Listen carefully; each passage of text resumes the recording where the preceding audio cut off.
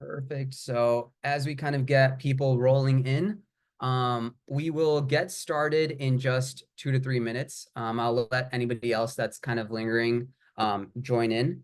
But yeah, I will get started in just a minute or two. And then just in terms of this session overall, so obviously I'm going to give a brief introduction for myself, but if you guys do have any questions throughout the session, definitely like either just, shout it out, raise your hand, type it in the chat. You can even private message me if you want to keep, like I can make the question anonymous too. So feel free to do that as needed too. But I'll just give it another few seconds and then I'll get started in case there's anybody else joining it.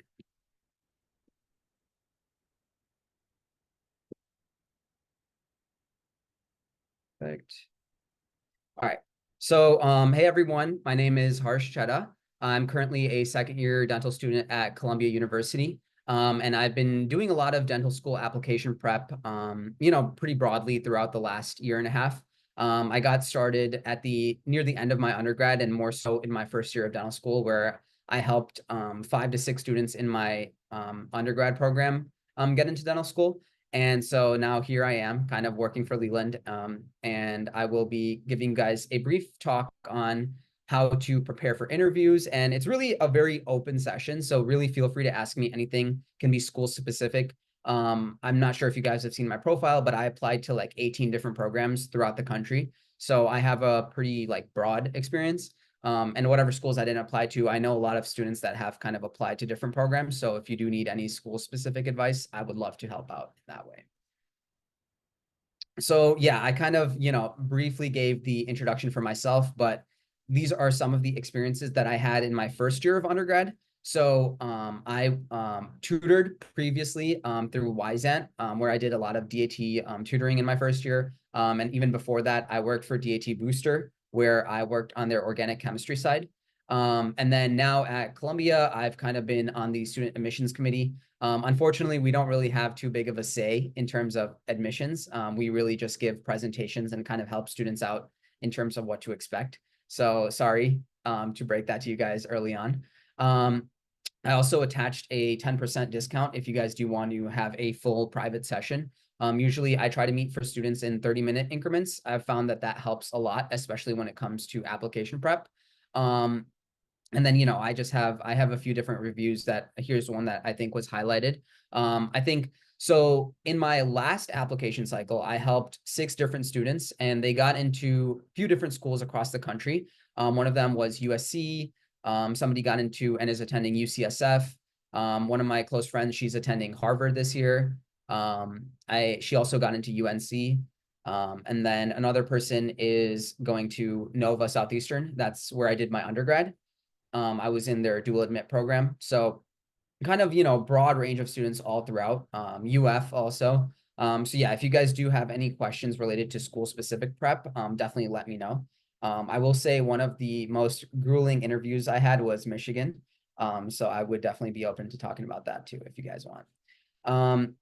So I'll open the floor up for you guys to kind of ask any questions. I know this is kind of an interview specific thread, but I know a lot of people are still working on their applications, even submitting, adding in schools. So I can pretty much answer questions pretty broadly, even if you're applying in like the next cycle, let's say. So definitely, shoot me any questions and I can kind of answer as I see them.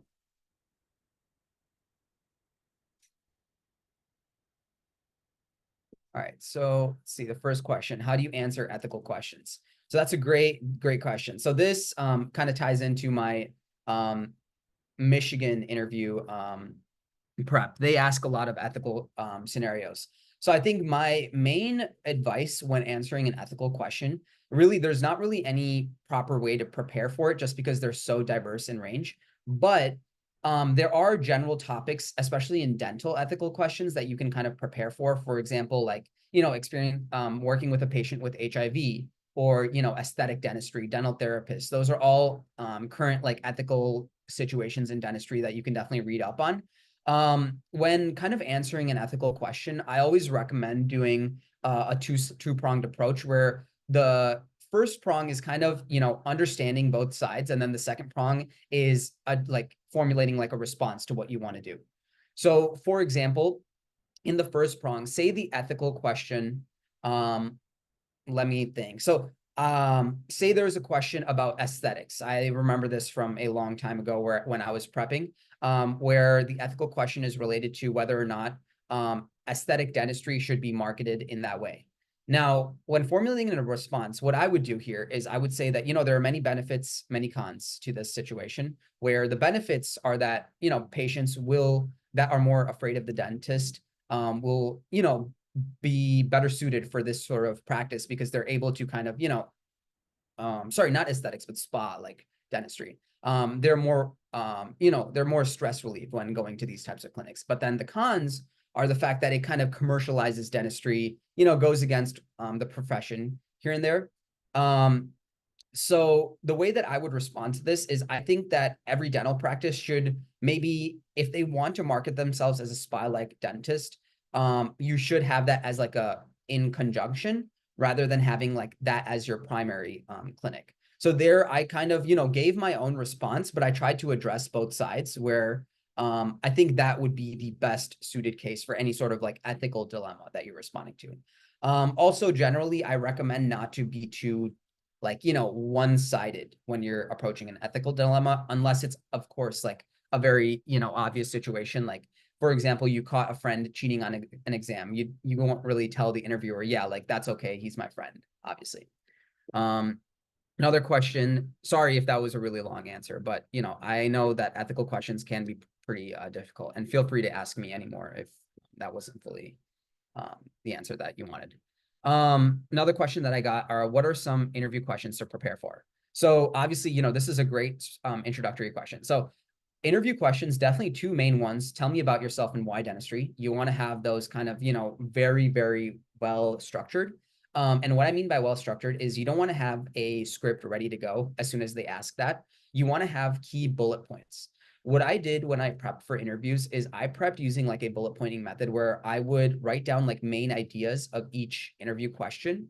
Because if you prep using like a typed answer in a paragraph, it's very hard to prepare for a broad range of interview questions because sometimes some of the wording can kind of change and maybe your response is more geared for the interview question that you prepared for rather than the kind of differently worded question.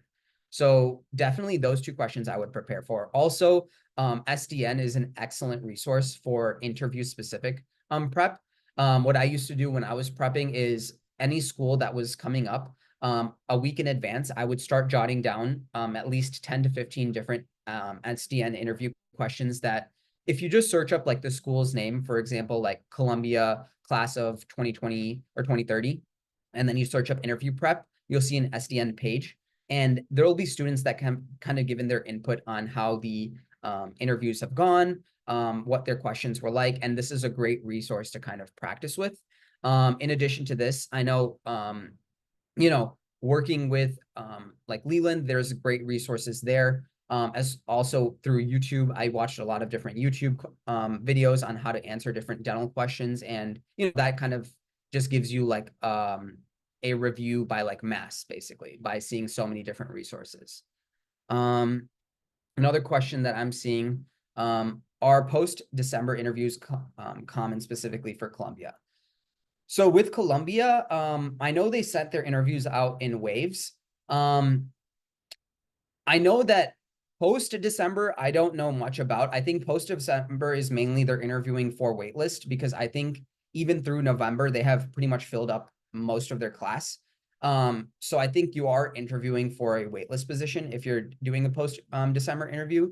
But, you know, that doesn't really mean much, right? I know so many people that have gotten off the wait list for like many, many different programs. So even if it is a post-December interview, I wouldn't really lose that much hope. I would just say, you know, try to make that interview like very, very well. And since it is post-December, you have to be kind of strategic. So maybe a letter of interest or a letter of intent would be a good idea if Columbia is the number one choice for you. Another question that I see. For me, I am based in Michigan. I'm interested about it. What is the most important thing they look for in our profile? So Michigan is an interesting school. They very much take pride in the fact that they were previously, like back when dental schools used to be ranked, they got ranked #1.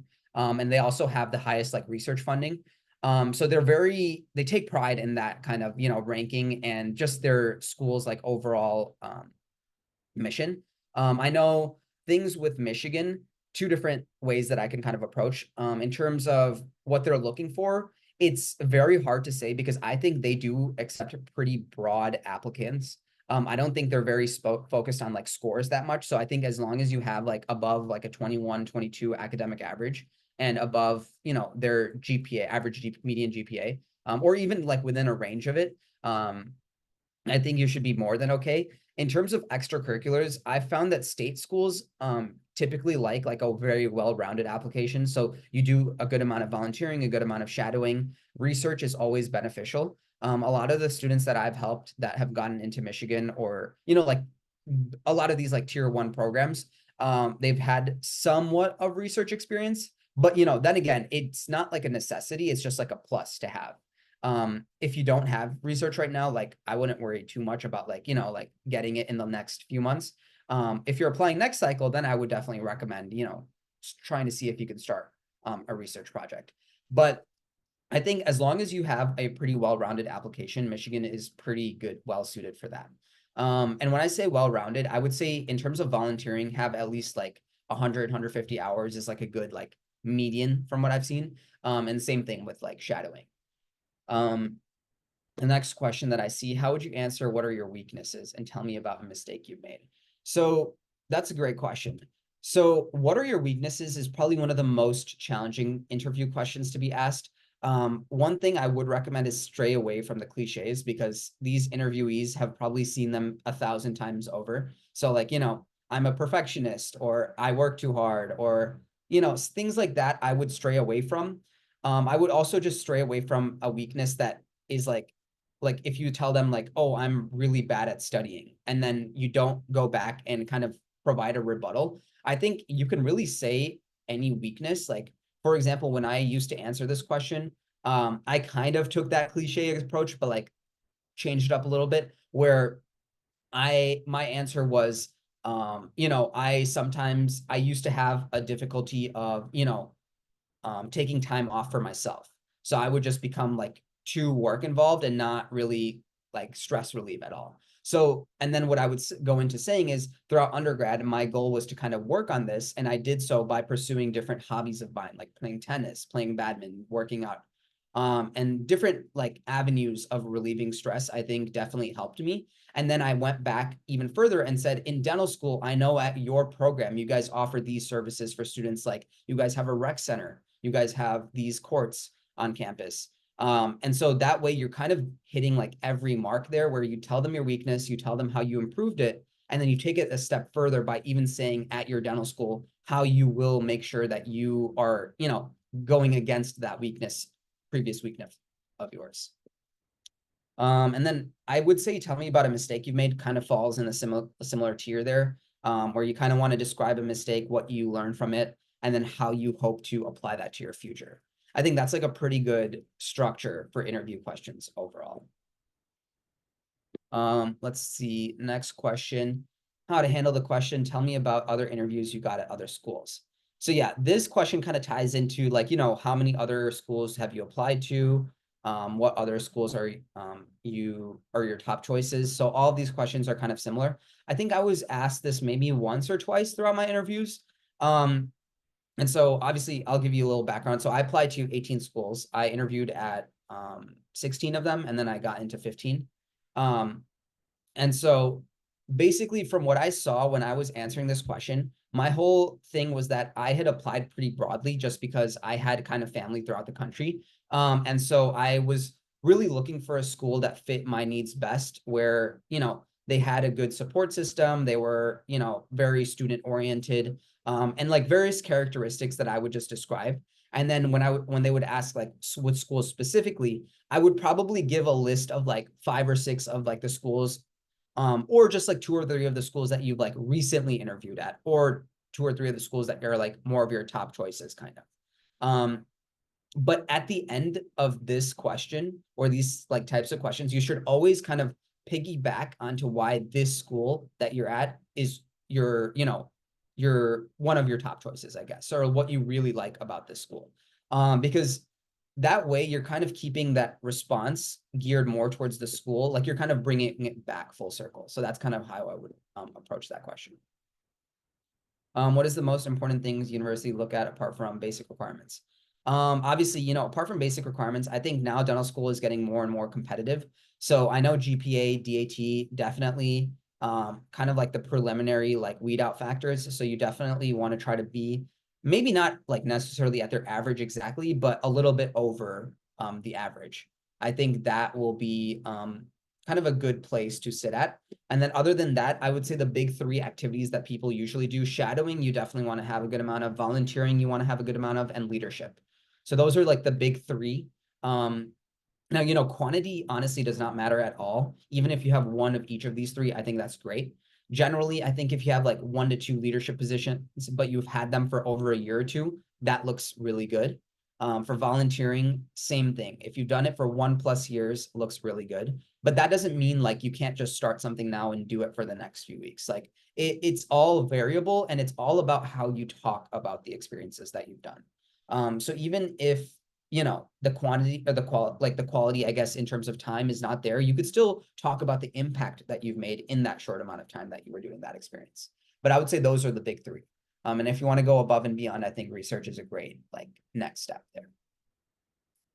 Is applying last minute will reduce your chances to get accepted? That was in my mind too. So yeah, in terms of like statistics and like just speaking based off of numbers, the later you apply, the less seats that are open for most of these schools. Because a lot of the schools, even though they released acceptances by December 15th, I know at least some of them have kind of filled up their class like as they interview people. For example, a school that comes to mind, Rutgers, they, as soon as you interview, the admissions committee meets and decides which applications will move forward in their kind of admissions process. So this is just like a one-off example, but obviously statistically speaking, like it does reduce your chances. But I know many people even here at Columbia that applied in November and got in. Like I know at least 2 people that did that. So it really varies based off how strong your application is. Like say your stats are well above the school's limits, and say you send them that school like a letter of interest too after you submitted your application. That kind of shows the school or the schools that you're very interested in that program. And that will definitely help increase your chances of applying. But yeah, I hope that helps. But I would still say like it's a very hard line to kind of judge whether or not you should just push the application to the next cycle or just take your chance and apply now. But I will say one thing to be wary about: if you just apply and you get into a program that's like, I don't know if I want to go there, maybe I'll just reapply next cycle, that will look very poorly on your application, like as a reapplicant. So definitely I would recommend not doing that. When do you send a letter of interest versus intent, and what do you include? So that's a great question. So letters of interest versus intent are very strategic application items that you can kind of do in terms of, it's very optional. So some schools are accepting of them, some schools aren't. In my opinion, it doesn't hurt to just try and send it and see if the school accepts it or not. But basically, a letter of interest is kind of sent like pre-December, where you're, telling that school after you've submitted their primary, secondary applications, and it's been a few weeks or after their interviews have been sent out, and you tell that school, oh, I've kind of been working on X, Y, and Z in the last month or two. That's kind of like, your application update. And then another thing you would say is, I'm very interested in your school specifically for X, Y, and Z reasons. So it's kind of like a 2 to 3 like letterhead format letter that you're writing, where you're describing what you've done, why you're interested in that school. And the concluding paragraph would kind of be like, I would really appreciate an interview at this program, as I think it is a great fit for me. For letters of interest, I generally recommend doing like max, like your top 5 schools. Letter of intent, you kind of have to send that only to 1 school, because the letter of intent is essentially post December, when schools have released acceptances. And that letter essentially states a similar like content to the letter of interest, but the last paragraph is saying, if you accept me or if you interview me, I will 100% commit to your program. And it's like obviously it's not like a binding statement, but you know, from an admissions perspective, if you say no after you've sent the letter of intent, it looks very, very poorly on the application. I haven't really seen like, you know, admissions people talk to each other about it, but it can sometimes result in that. And then your application gets pulled from like multiple places. So you want to be very careful and try to only send the letter of intent once. Hope that helps for both of those. The next question that I see is being honest for answers better. For example, if they ask you why you picked this program, because I want to practice in USA, I apply for different programs. So I think honesty is great, but for example, a question about why you picked this program, I would really make sure you read up on the school and answer very specifically for why this program. If you keep it very general and say like, oh, I just want to practice here and that's why I'm applying, it's like in terms of like, if I was an interviewer, all I'm going to be writing down is, oh, like this person wants to practice here. That's not really like much substance for them to go off of. It doesn't really show much interest in their program. So I would say definitely have at least like 3 to 5 specific school like topics or their strengths that they have like kind of memorized before the interview, and make it a point to bring those up throughout your interview whenever you're answering questions. What questions were you asked about research experience in interviews? So generally speaking, in most interviews, research experience, I was just asked very generally like, oh, like, can you just describe like how your research was, what you did? So I would describe like, oh, like I did these research projects. I worked here, here, here. And then this is kind of like the techniques that I use, the different experiments that I ran, and then where I kind of presented. Now UF is a unique school where they asked me about like, describe to me in detail what your research project was. So there you kind of have to be very succinct in how you're answering what your like what your research is about. So generally, I would say, and this goes past just research experience, any activity that you've mentioned in your application, make sure you have a strong like timeline of that activity and just every detail of that activity kind of memorized, basically. Because any open book interview, each activity is like kind of free game. So you want to be very confident in what you have kind of written down. Because in interviews, confidence goes a very, very long way. Let's see. Next question. Which schools would we have a better chance of being accepted to with a 3.0 GPA and an average DAT score? So, you know, this varies pretty school to school. I would say the best way to kind of approach that answer is I would check out each school's website to see if they've kind of posted their averages for the past like incoming class, or look at the IDEA Explorer and see if they've kind of posted the recent averages.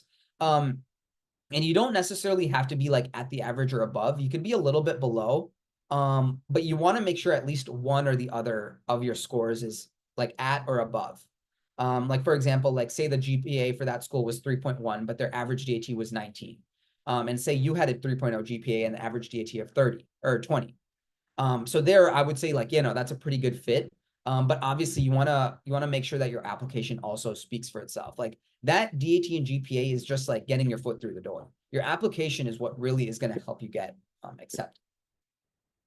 Do you think dental schools start to offer scholarships, or is it after acceptances? Or do you know when? So yeah, usually on December 15th or 13th or whenever the first day for acceptances is, they'll offer, some schools offer their first round of scholarships. Anything after that is mainly on a rolling basis. So say, like for example, like I was offered scholarships at Michigan, UCSF, and UPenn. And the way that when I was talking to their admissions, all 3 of their schools were very not too pushy in terms of like, oh, like I had heard in the past that you could kind of argue with different schools and saying like, oh, this school offered me this much, can you match this?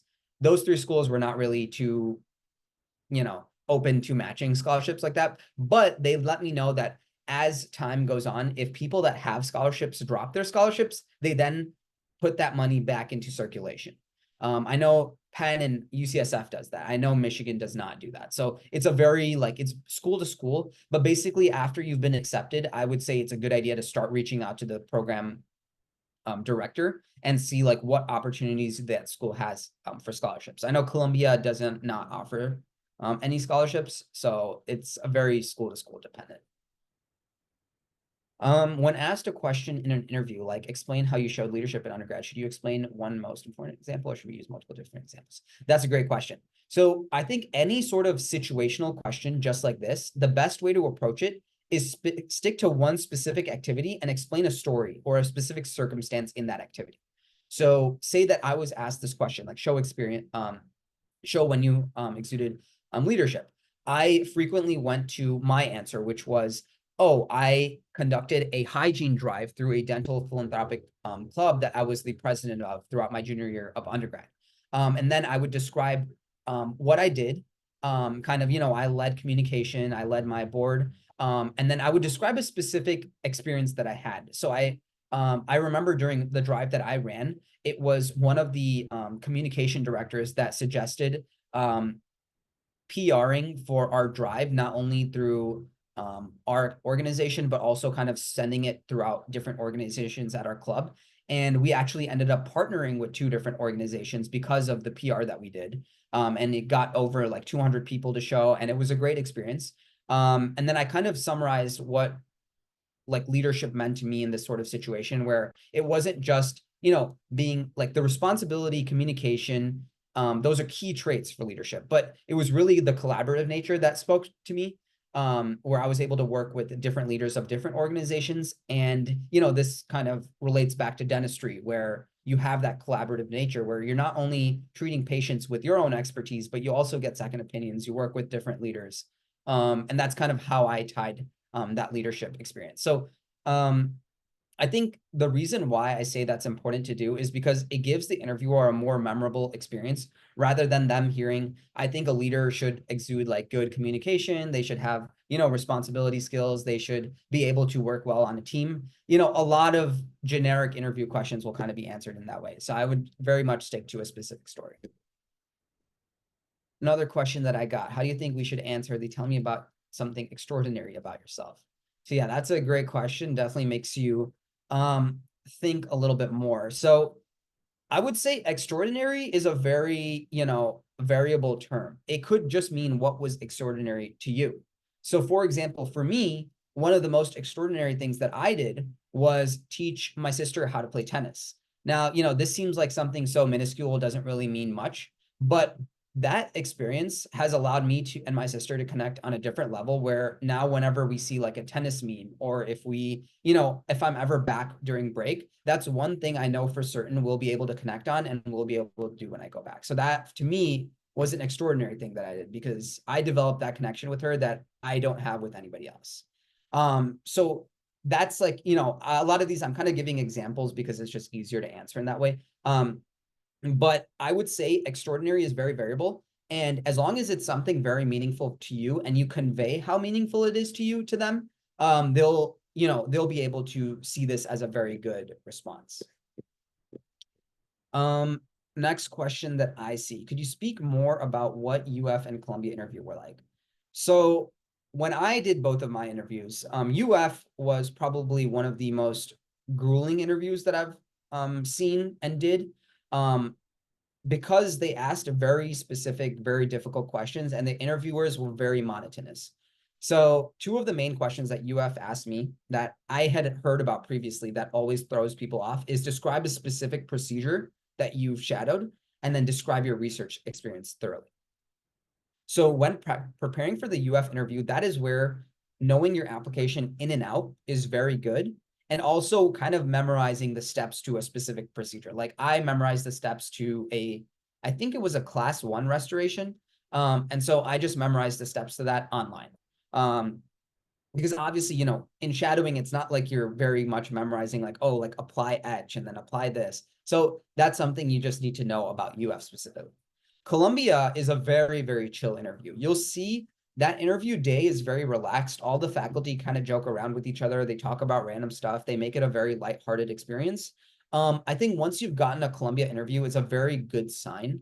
they're basically just testing to see how your personality is. So they'll obviously ask like, the interview standard questions, but oftentimes from what I've heard is that you'll go on tangents, you'll just have conversations with the interviewer. And even if you don't have conversations, they're pretty lighthearted. And as long as you answer pretty succinctly, the Columbia interview is pretty chill.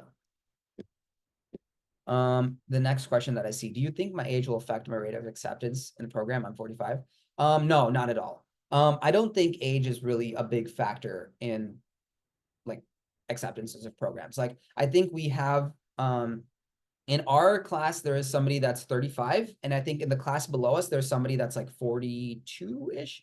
I think I don't think age is too big of a factor. I will say, like, if this concerns you at all, or if they ever ask about this, I would definitely let them know how you kind of got into dentistry and what your plan is for the next like 10 to 15 years of your life. So it's a very, like, I don't think it's an issue topic at all, but if it is concerning to you, I would definitely throw that into your like why dentistry or how you got into dentistry response.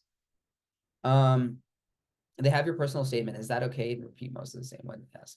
Your life work. So yeah, the when like kind of preparing for like the tell me about yourself or why dentistry question, it's kind of hard to differentiate like how does that differ from your personal statement. I would say that those questions should be kind of a summarized and condensed version of the personal statement where you really keep that timeline and flow going. For tell me about yourself, I recommend like introducing yourself, your undergrad, kind of, like your major, where you're from, describing like your family, like, oh, I have, a younger sister, and then describing a few hobbies of yours, and then maybe briefly talking about dentistry.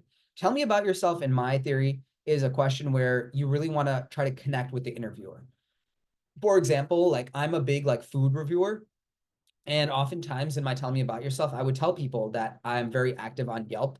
And so I know in 2 or 3 different interviews, I connected with the interviewer because of that. We actually like would just go on tangents and talk about food sometimes. So I think tell me about yourself is more so at trying to get you to connect with the interviewer.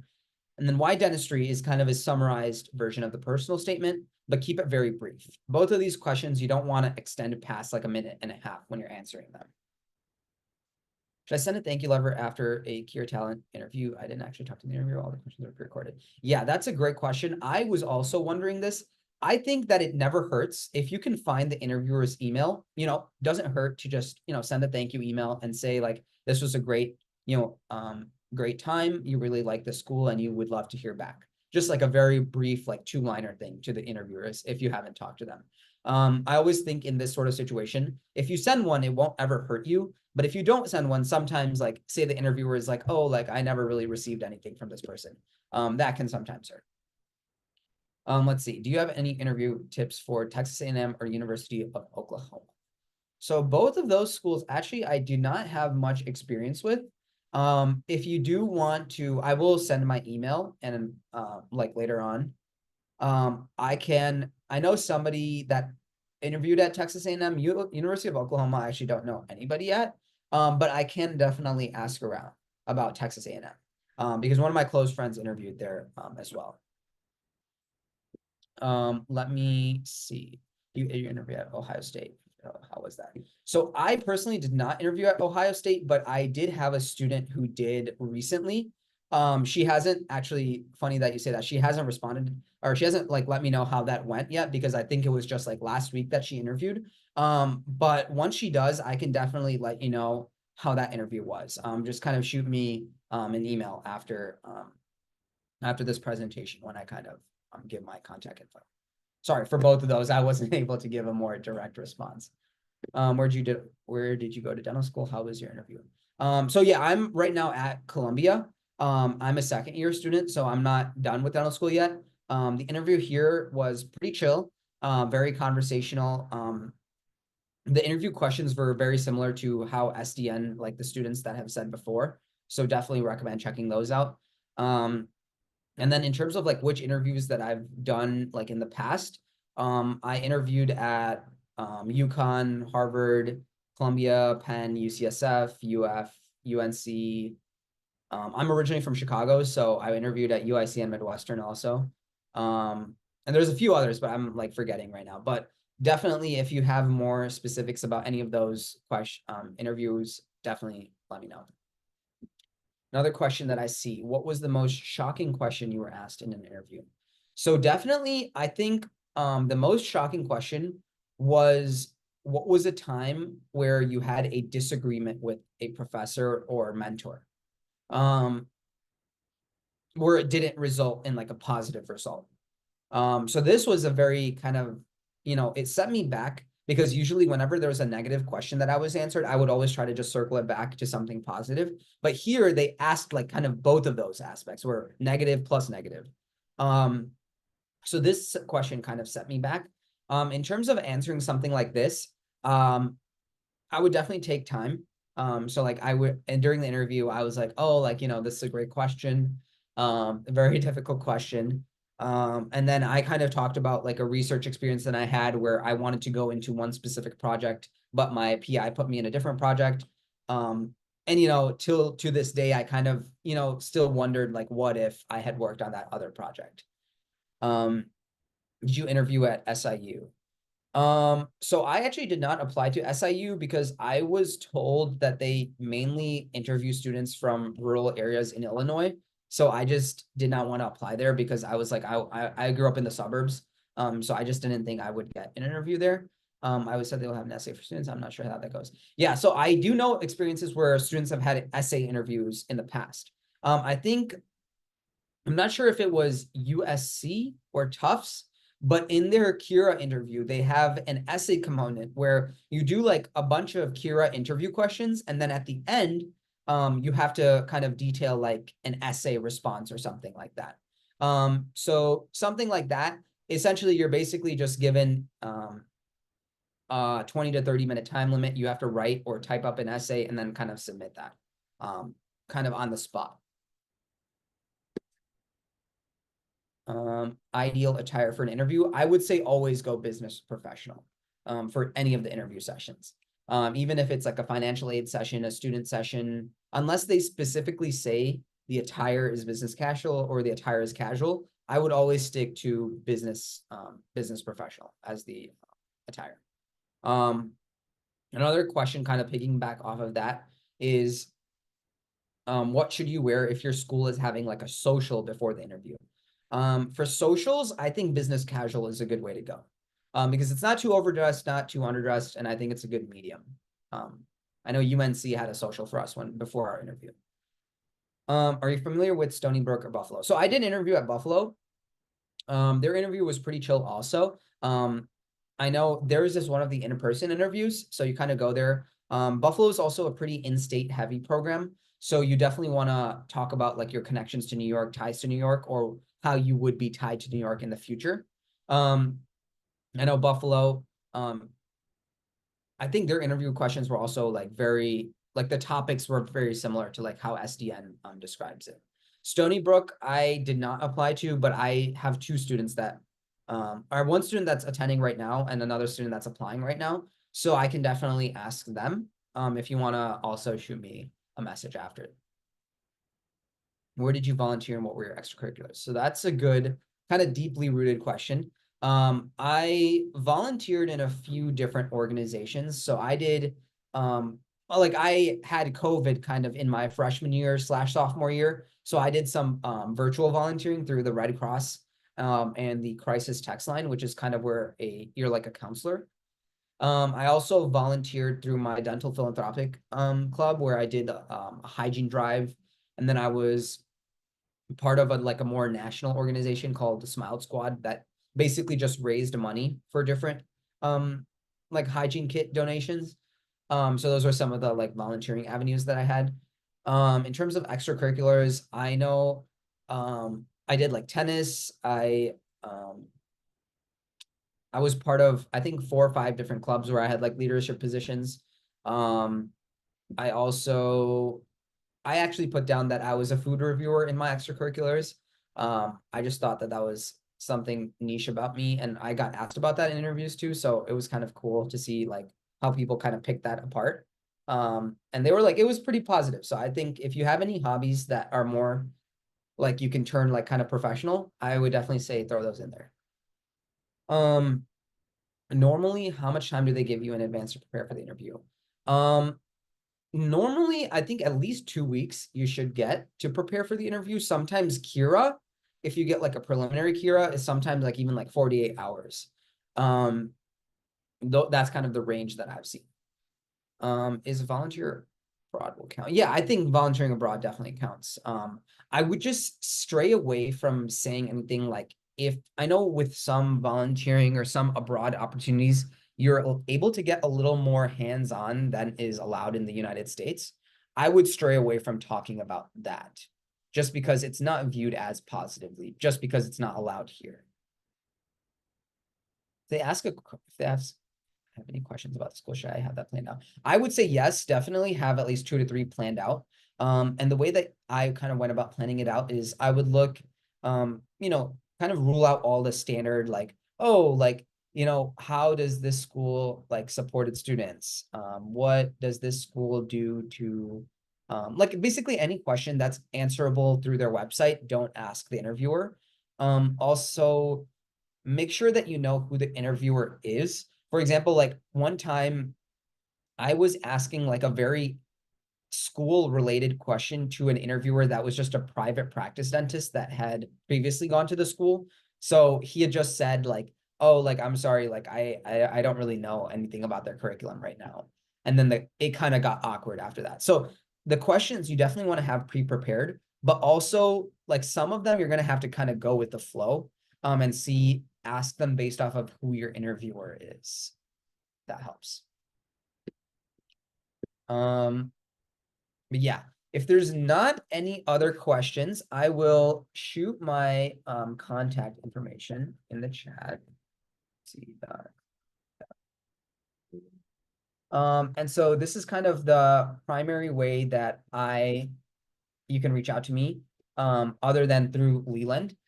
If you definitely want to get more one-on-one coaching, I've mentored over like 10 to 15 students this cycle. So I would definitely love to help out. I would love to give, my insight on specific prep. If you want to show me your application, show me your essays, go through interviews, we can definitely go through like a free intro call, just to kind of go over your application, and then more specific like sessions on like what you want to work on. And then here is my email. And then let's, oh yeah. So if you guys need that for another second. And I do see 2 more questions that kind of rolled in. I'll make these kind of like the final 2 questions for the session. So if you get interviewed at different universities, how do you filter out which one is best for you? So I would say during the entire interview process, don't really think about filtering any school. Interview process, in my opinion, is just absorb, absorb, absorb. Try to take everything in. And then at the end, when you kind of hear back from schools, try to see what you liked most about each of the school's interviews and kind of decide then based off of like the financial aid packages they offer you, talking to different students at different universities. I would say during interviews, try not to be too picky. Try to just be very absorbent of everything that you've kind of gotten. Do you have any good examples of good questions to ask? This is kind of tough. I would say off the top of my head, I can't really think of much. Specific question to ask. For example, like I remember during one of my interviews, it was a pediatrics professor. So I asked that pediatrics professor how we were integrated into the peds department during our dental school. And then, I mean, lucky enough, he was very passionate about talking about that. So we kind of talked about that for a few minutes about how we get involved in terms of pediatrics. I also got a question, where's your email? So I just sent my email in the chat. Let me know if you can see that. It should have sent to everybody chat there. And then I do see one last question. So with the loans, is the dental tool worth it in the end? So this is a good question. I think dentistry still, even with the high cost, is still pretty worth it if you live pretty frugally in the first 2 to 3 years after graduating. For me, I want to specialize in the future. So that was my main like criteria for dental school, because I know that loans and tuition can be a lot.